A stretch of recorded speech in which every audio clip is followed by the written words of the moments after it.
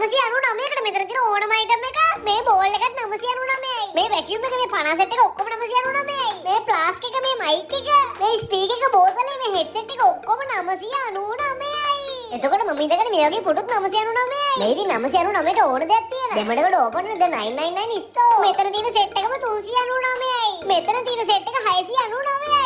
මෙතන තියෙන ලොකුම අයිටම් එකත් 999යි. ඊට වැඩි කිසිම දෙයක් නෑ. විශ්වාසයි ප්‍රත්‍යක්ෂයි.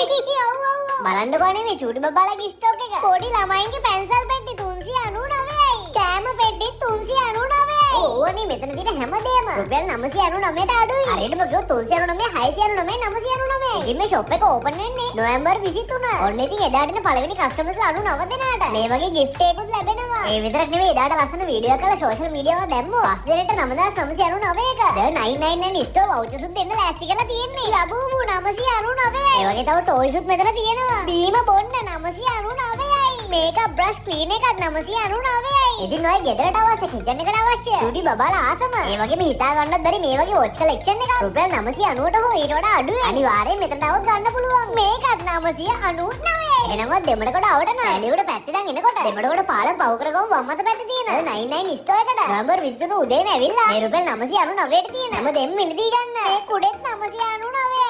එහෙනම් ඔය නොවැම්බර් 23 999ට බඩු ගන්න එන්න බායි මේ හනි බනි බ්ලොග්ස්.